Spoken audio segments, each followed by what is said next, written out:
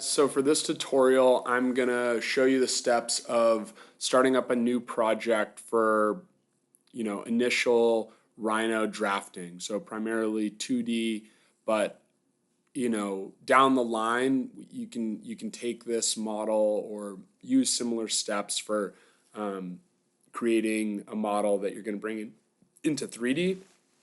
So I'm starting with my sample project. For this, I'm going to be doing the Kaaba, the House of God in Mecca, in Saudi Arabia.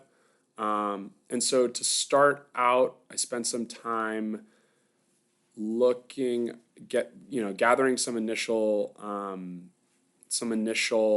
resources for this.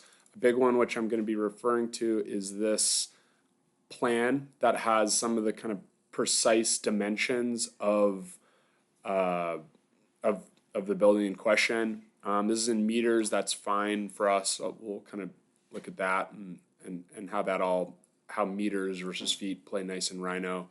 I also have this write up, which will be important down the line when we kind of get into more of the detailed kind of assembly, and eventually when we start kind of deciding what to make diagrams of, what are kind of important features of this building, but just to show you the kind of resources I'm looking at. And then I have a number of photos, some of the interior, some of the exterior. Interior, basically the few times, I think it's annual. I need to, I'm really just starting this up, but I believe it's annually the interior is cleaned. And so there are photos from that kind of ceremonial process that I'll be looking at to help make these drawings.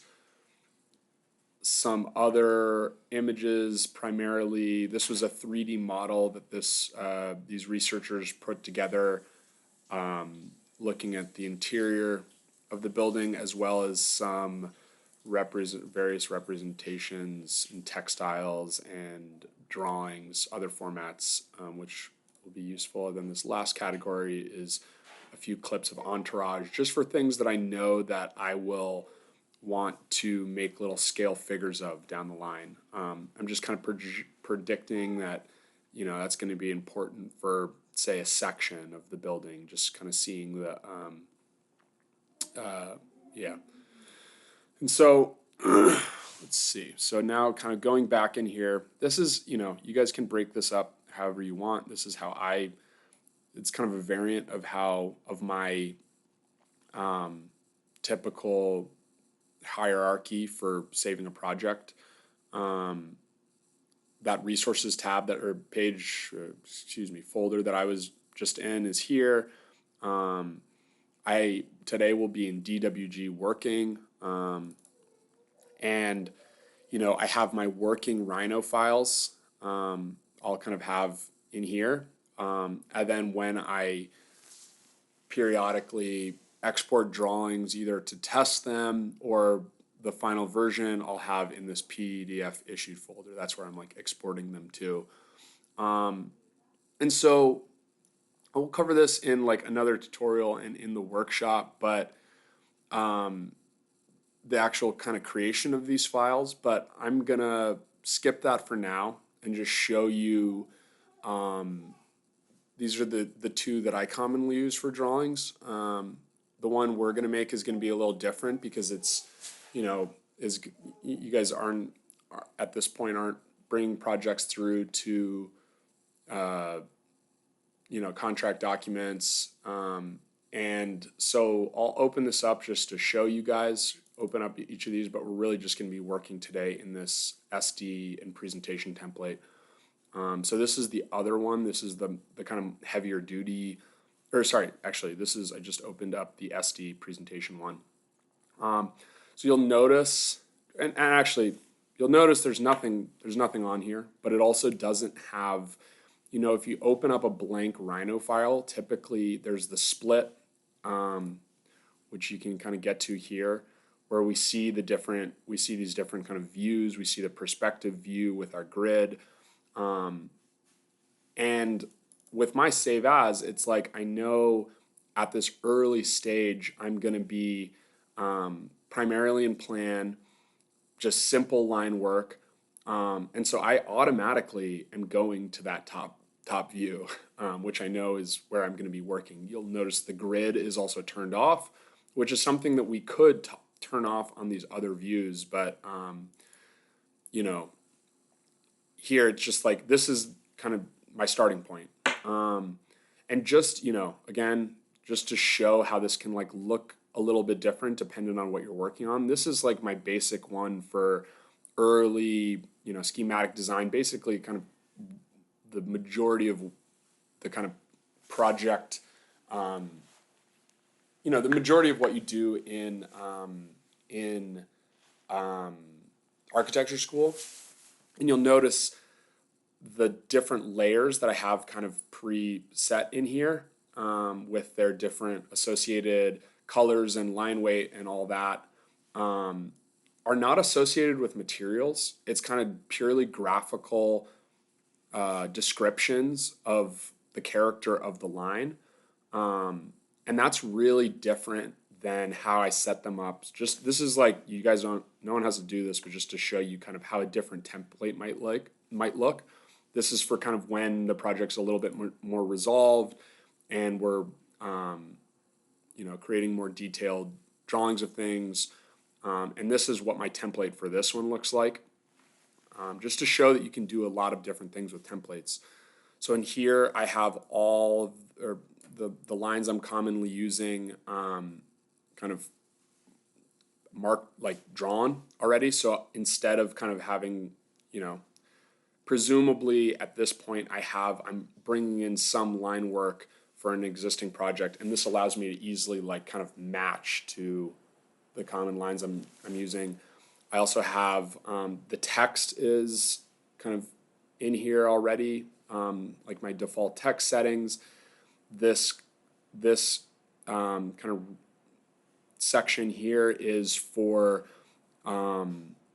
symbols that are used to like identify drawings or move between drawings. So we have the symbols that I personally use for interior elevation, my standard for room name and number, a key for the elevation of a material. I also have this other list, which, is the symbols I regularly use for different light fixtures, for switches when I'm doing kind of basic electrical plans, some plumbing that I'm regularly using. These are some symbols for that I'll commonly use for when I'm like dimensioning a project. And I also on the right here have just an example, basically copy and pasted old plan that has a lot of the other kind of key symbols that I'll be using, door swings, just to kind of show how it looks put together. And finally, the symbols, the same kind of symbols that we see over here, I also have kind of unscaled, because these are all to kind of already scaled to quarter inch. So again, you guys, this is not as detailed as we're going to be working on when we build out our template. But just to give you an idea of like how templates can be used, and you'll see obviously a ton more information, but with these layers, we're able to like toggle on and off different information that are useful and will be deployed later in a project. So again, not using this for now, but just to show you what it can do. I'm not going to save. That's an important thing, which I'll show right now, which is that the save as here at the end, when I call these like template save as, it just means that like it's a reminder to myself basically that like when I'm starting a new project, rather than drawing out all the line work for that project and then doing a straight save, I want to keep this as is.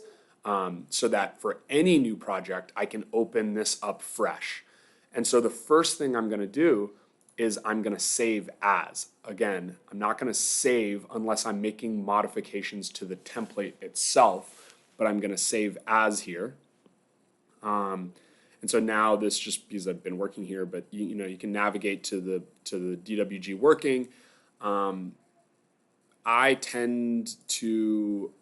I leave this XXX in here. I tend to have this, represent the project number for my own professional work. I think for the purposes here, this also I think can be date if you're someone that likes to kind of make drawings, have iterations of drawings. So that's what we'll do for today. We'll go 250901. And rather than cross all this again because we're saving as, we're going to save this as Kaba drawing. Okay. And so, again, important to note that this just created a new document that now I'm working in here. So some things to kind of orient yourself about. This is in the tutorial and is in the other tutorial and as well as kind of workshop, but just to kind of refresh ourselves on some basic Rhino, features, and particularly the ones which, as just like because we're working out of this standard save as template, ones that I kind of always have on. I really like having this split on the right. You can kind of drag and drop the different windows, which you're able to access. Where is it? Panels, excuse me. So you can kind of toggle on different panels if there's other ones that you prefer. Certain other panels will be more important for when we work in 3D, such as like named view, some of the more specific like materials and environments. But generally the ones I like to use for early 2D work, I basically always have properties and layers up. When we get into paper space and setting up sheets, layout I think is a handy one to have in this top bar, as well as display, where we can kind of quickly toggle to a printed view by changing the background color.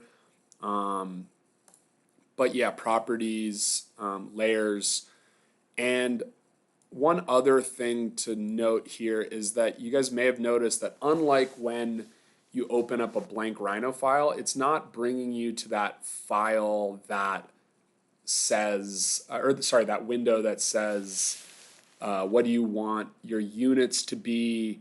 What do you want the tolerances to be? All of that. That is already set up. So I'm kind of, every time I'm starting a new project, I don't have to like go through all that.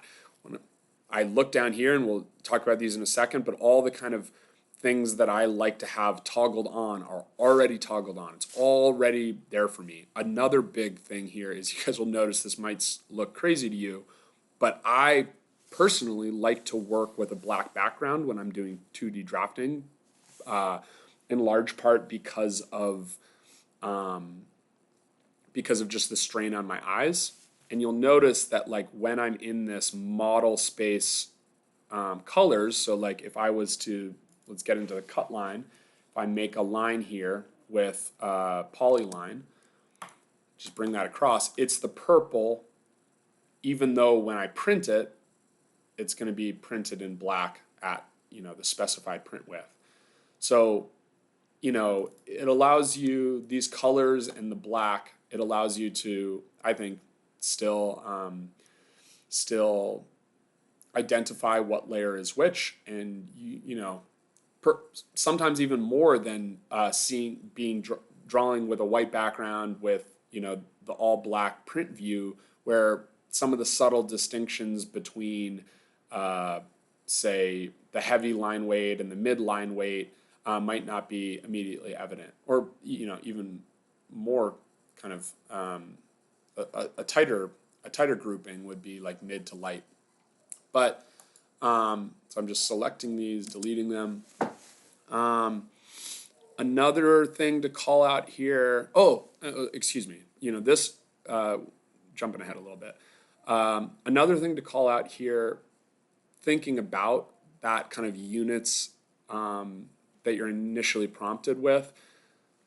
We're going to cover this in the tutorial and the workshop of kind of setting up that save as template, but just for your guys' own sake, you can always get back to that. So if I type in units, this is my little sneaky way of getting to the document property page. I guess you could also type in the command document properties. But basically, this sounds crazy, but it saves me from moving my mouse and going up to File and then down to Document Properties. And in here, you'll notice that also, if I go to Aliases, all of my hotkeys that I regularly use, so my shortcuts, which are modifiable, using either new, or I can directly type in and kind of change these inputs. These are all modifiable, so you can kind of customize this to your preferences. Yeah, again, for those just jumping in for this video, take a look at my template setup video, because that will kind of go more into the logic behind all of these. The short of it is, these are a mixture of commands that are intuitive, D equals delete, that kind of stuff, C equals copy, but also I tried to really emphasize the commands being on the left side of my keyboard, because it enables me to not take my right hand off the mouse, which seems like a really small benefit, but when you're doing a command over and over again, that like very short amount of time of like physically reorienting your hand, it actually really adds up. Again, yeah, look to the other video and workshop for this, but basically, as I kind of go through these and do commands, I'm going to be typing in my hotkeys, but you'll be able to see up in the command bar like what command that is actually triggering. And I'll pull this down in a moment, just so you can see. And I'll be calling out, I won't be calling out like S. I'll be saying scale 1D. I'll just type S. But yeah, some other kind of things to, orient yourself with. I have grid snap off. I don't like grid snap because it basically it kind of really limits you to a particular increment that you've defined. Ortho, I do use. I think ortho is really nice. Basically, what ortho means, I'm creating a polyline. And what ortho means is that, here, wait, let me just pull this up a little more. Oh, I'm grabbing the wrong bar, whatever. So this is polyline. Basically, even if I go up or down with ortho toggled on, it's only basically sending the line. You're only able to extend the line on the XY axis. Exactly. I can get off of that if I'm right now holding the shift button. I'm able to go off of that, but if I release the shift button, it basically snaps back to that XY axis. I think this is helpful as a starting.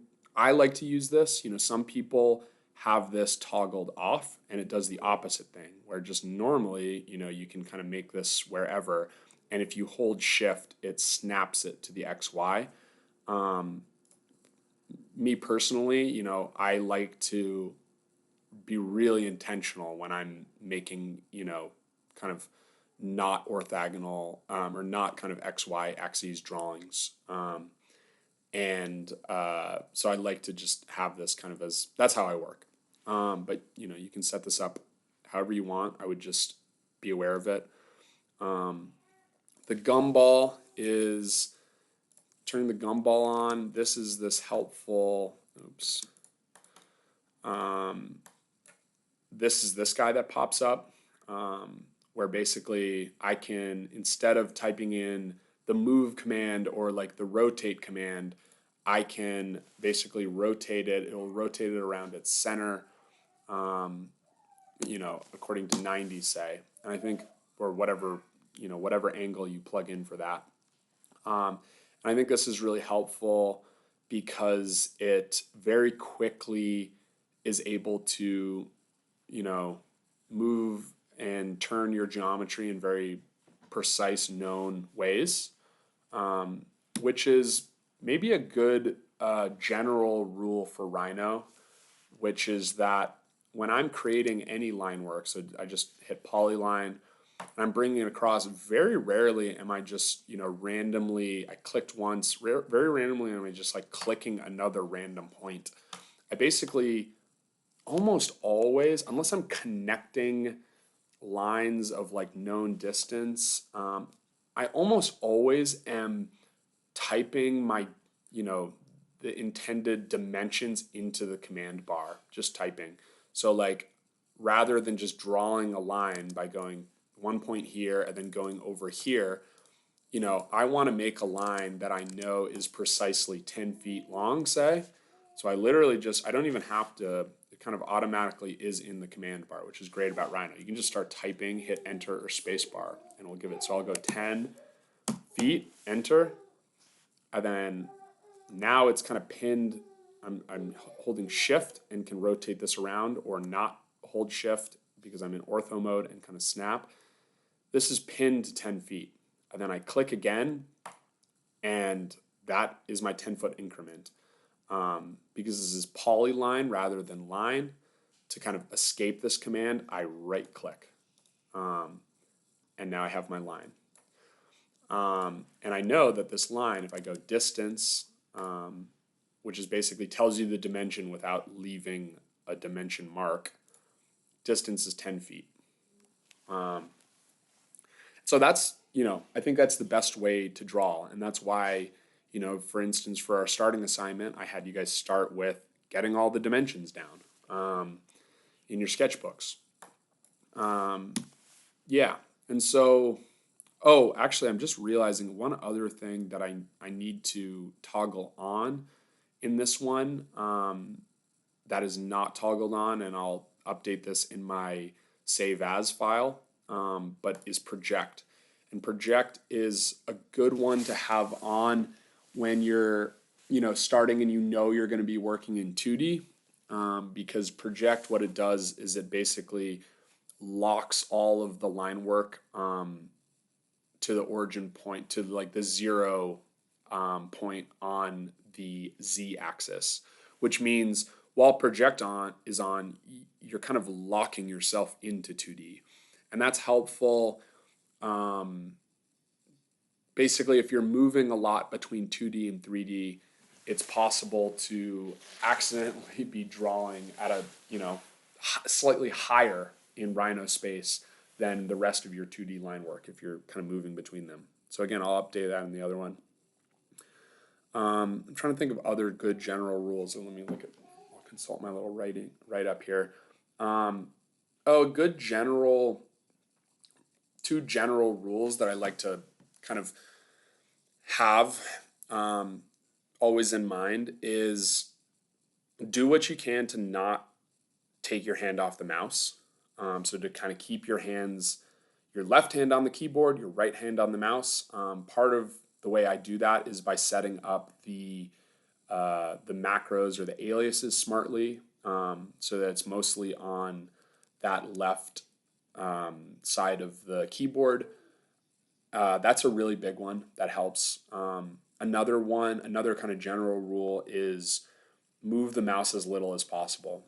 And so for that, that will have kind of more ramifications. I think the really big one is that you definitely don't want to be modeling or drafting by going over here and, every once in a while you'll have a very kind of specific command that if you have to make a star, that's not a hotkey that I have used, but or that I have you know, in my list. So like for weird or specific geometries, I might come over here, um, or you know, some tool that I'm not using that frequently.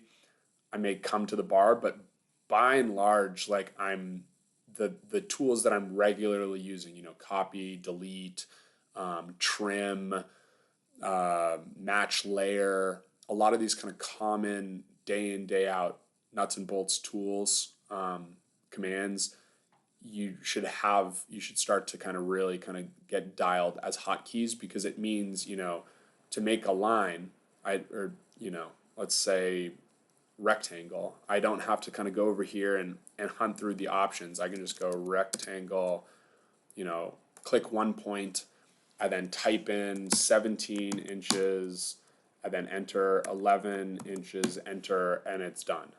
And it's just so much faster. Another kind of, you know, thing for both of these lessons is utilizing the space bar rather than the enter, which kind of do the same thing, but the space bar is easier to access with the left hand. So that was a lot of intro. You know, there'll be more. It will also, you know, there'll be more as we keep going with this. But just to kind of, you know, show you guys how I would start working on this project, what we're gonna do is I'm gonna type in this case, the picture command, which allows me to embed another, like a PDF or a JPEG or some, you know, another supported file. So yeah, PNG, JPEG, TIFF, into your Rhino file. And so I'm going to go to the resources page and pull up this plan that I sourced. And so, you know, when I just laid this out now, I did do just a kind of random drag and drop. The reason for that is that basically whenever possible, you should be working from known dimensions. A lot of the reason that I'm kind of starting with this one, just to get this basic plan of the structure down, is because this is one that provides all of these dimensions, you know, the interior dimensions, the exterior dimensions, you know, the offset of the stairwell, all this information that basically I won't have to do any tracing. I'll just be able to create the geometry from, you know, making rectangles and polylines and all that good stuff from with just inputting the numerical values, which is more precise than taking this image, scaling it to what you think is the right size, and then tracing it, because this is a raster image rather than a vector image. So I've scrolled in a bunch here, and if I kept scrolling, you know, we would eventually, Rhino makes it look a little funny, but you know, this is ultimately an image because it's a JPEG that's built up of with a bunch of pixels. It doesn't contain the actual scalable, snappable, exact center point of these lines. And so, yeah, there will be stages later on when we're getting into, say, you know, down the line when I'm working on, say, getting a tile pattern correct, or trying to, you know, represent this object, this scupper or downspout in more detail, where I might, you know, kind of bring this section in, draw it and you know, trace elements of this in Rhino and then kind of mirror that across, and that will become incorporated into my drawing. But you know, for the starting to start off, you know, it's better to just work from the known dimensions. So let's take a couple of these. So the basic interior dimensions of this project is 10.15 meters by 8.24 meters. And so let's use the rectangle tool. and I'm gonna just click one corner to start it. And here I'm gonna go 10.15 M, enter. And then I'm gonna go 8.24 M, enter. And here's my interior. So as you can see here, I was just using it for those numerical values. I really don't even need this in Rhino. I just don't want to have another, I don't want to have like Adobe Acrobat or Photos up at the same time. So what I'm going to do here, not to trace it, but just to get it a little bit easier to read with the scale I'm working at, I'm going to do scale, which is basically distinct from scale 1D or 2D, just scale. And I'm going to just get it a little closer. I'm going to keep it different enough that I'm not tempted to trace things, but, so I can easily see it. And so now let's take another dimension. Because there's nowhere that tells me just the straight up thickness of this wall, what I'm going to do is I'm going to take the exterior dimensions, so this 12.04 meters by 10.18 meters, and then I'm going to center it over this. I'll show you how to do this in a moment, but I'll do it right now. Rectangle, so it really doesn't, right now, because I'm going to center it in a moment, this can be anywhere. So I'm going to do another rectangle. I'm going 12.04 M, enter, and then 10.18 M, enter. And because we are in feet and inches, that's what my template is set up to. It is actually important to type M at the end. So this is meters. Like if I measure this first one we did, say, so I just did the distance and I'm going across, 33 feet, 3 inches and 30 seconds, which is this dimension here, but just in feet. If I was to not have, when I drew these, if I was to not have noted M at the end, it would have reverted to the units of the drawing, of like the file. So in this case, it would have reverted to feet. So it's important to note what your units are, particularly if, like in my case, you're using units of a different type than you're drawing. So now to kind of center this over, this object we've drawn, the interior dimensions, I'm going to go move, which in my case is W. It's a little bit weird, but the way I remember it, it's M upside down. And that's one I don't want to move my hand. I use this command so often, I don't want to have to shift my hand over to the M key on the keyboard. And so what I'm doing here, because I have the center toggled on, I'm basically, I know that because I also have midpoint, it will probably snap if I'm too close to that. So I'm picking this point here, and you can see the white line is actually the centroid of this object. So once I get close to that, I'm clicking with the left mouse, and then I'm bringing over, and I'm doing a similar thing over the interior. Now let's see what let's see if that's close. And when I say close, I mean basically, we know this is correct. I'm hoping that this dimension is similar to this dimension. So this, I'm doing distance, 3 feet 2 3/16, 3 feet 1 7/30 seconds, which is kind of, obviously they're a little bit different, but for the purposes of just initially getting this this drawing down, that's okay for me.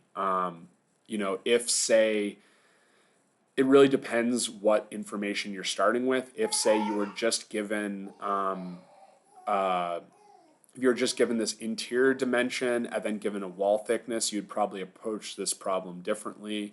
You would draw the interior and then you would offset you would offset that interior by a known amount. So say, let's pretend we're working that way. So what was this? It was, let's pretend that the wall thickness given by the drawing was 3 feet. So I'm going to copy this over to this location. And the way we would do it that way, we would select the starting object. We would do offset, which in my case is FS, is the hotkey. And then you can offset by a number of different ways. You can offset to a certain point. So if I was to do T through point, it will offset to, wherever you pull it to, which can be, a point that exists elsewhere in your model, whatever. I'm going to escape from that and go offset by distance. And here the D is underlined. So if I hit D, enter, it kind of pulls up that second part of the command. So I'm going to offset by not 1 inch, which is kind of what was the last input that was there. I'm going to offset by 3 feet. And so, it doesn't know whether it wants me to offset inside or outside, but because I said that was an interior dimension, let's offset outside. And so, obviously not exactly the same. And we're going to trust the drawing we have. But again, if the starting information was that interior dimension and the wall thickness, that would be how to produce it. And so I'm going to go through, I'm gonna hop off in a moment and just kind of basically go through and use this drawing and another one I have to basically get the information shown down here. But this is what I'm starting with, but you guys may be working with a different project. Like you guys may have really, really well drawn, you might be starting not with a very clear, almost diagrammatic plan that has a bunch of known dimensions. You might be starting with a plan that is a scan of a old blueprint, and there's a ton of line work in it, and there's like maybe just a scale at the bottom, or maybe a couple dimensions are shown. Some of you guys, depending on your project and the documentation you're able to find, you may have to be creating these initial drawings not from something like this where there's kind of clear rough dimensions of the thing, but you might have to do that tracing method if you don't have access to anything else. You might have to scale it up, then zoom in all the way, find as best as you can the center point, and then kind of trace over the top of the line work you have in polylines. If that is the way you're working, I would actually encourage you to do this little trick here, which is, and actually I should have this not on the heavy layer, but I should have this on the no print layer. But you can do this trick. Right now I'm able to move this around because I'm not actually, drawing over this. I'm just reading off of it. But say I didn't have all of this information, I had to trace it. What I would do is I would click this and I would type lock, or I would just lock the no print layer globally, which can be done down here. And what that now enables is that I can't select or accidentally move it if I'm, drawing line work directly on top and say moving stuff around. So if I copy and was to bring this down here, I wouldn't be at risk of like accidentally scaling or moving the base drawing that I'm working with. So it will kind of depend project to project. I'm just going to kind of show you I'm just showing you the way I'm doing it for this one. And so, yeah, I'll have another tutorial that is maybe more oriented where I'm just kind of walking through, how like different tools that that I would use in the production of something like this. But let's keep it there for now. How about? All right, thanks you guys.